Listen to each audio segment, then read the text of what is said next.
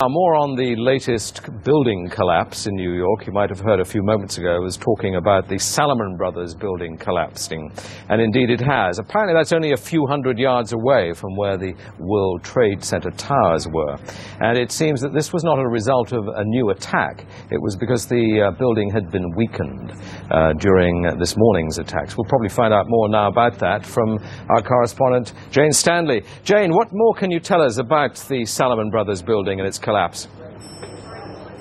Well, only really what you already know. Details are very, very sketchy. There's almost a sense downtown in New York behind me, down by the World Trade Centers, of just an area completely closed off as the rescue workers try to do their job. But this isn't the first building that has suffered as a result. We know that part of the Marriott Hotel next to the World Trade Center also collapsed as a result of this huge amount of falling debris from 110 floors of the two twin towers of the World Trade Center.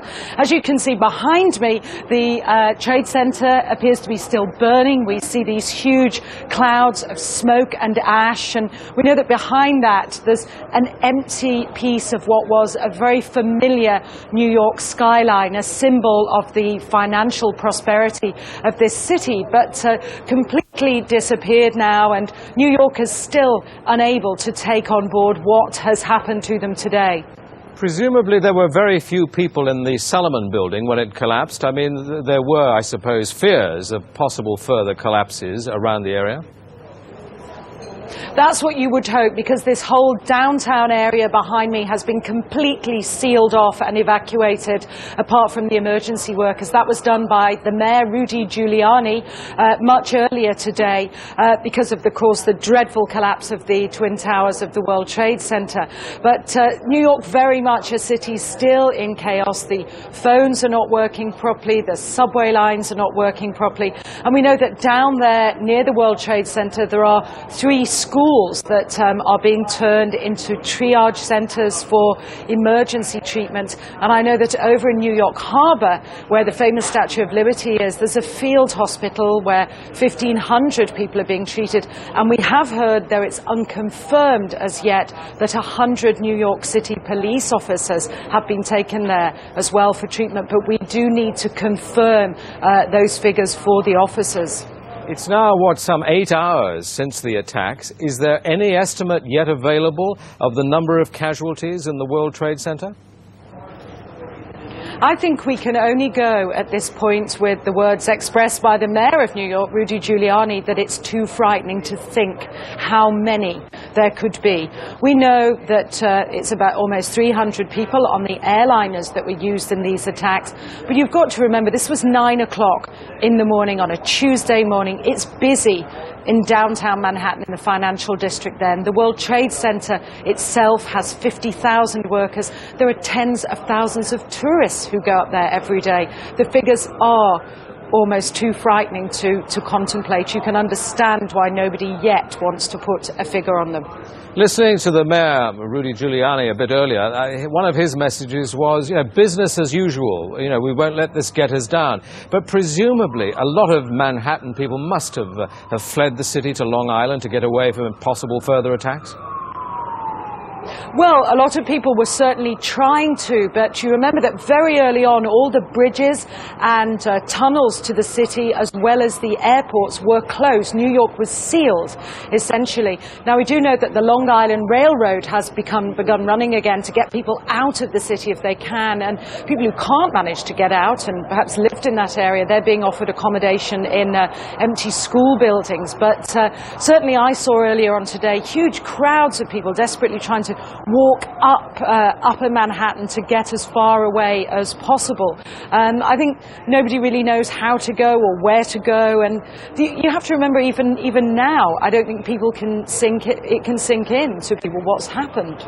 We haven't, for the past hour or so, heard much from the people of Manhattan. You're with them there. I mean, what are they saying tonight after this catastrophic attack?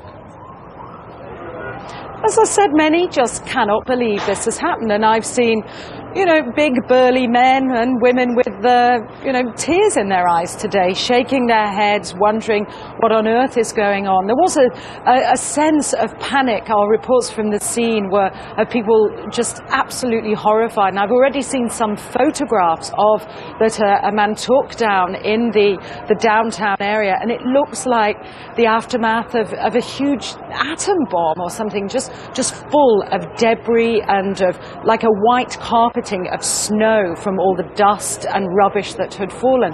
I don't think people can comprehend. They certainly have lost any feeling of safety.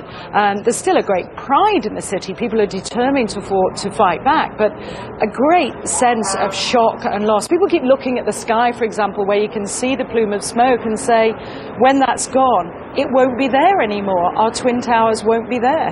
Such a symbol of New York. Are they talking yet about revenge and what the government should do to counter this threat, or are they numbed still? I think people are still numb, and I don't think people are talking about revenge in that way at all yet.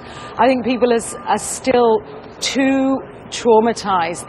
We don't know how many people have been killed. We can't even put a figure. I think when you talk to people on they daren't even say how many people might have been killed and injured. And I think that feeling, until idea of the devastation, people don't really know what to say or what to think. I think they feel the bubble of their security as being in America has definitely been popped. This city and this country will not be the same. But they don't really know where to turn. That's the very sad thing. I think there's going to be a lot of very, very traumatized people that has hit them very, very hard.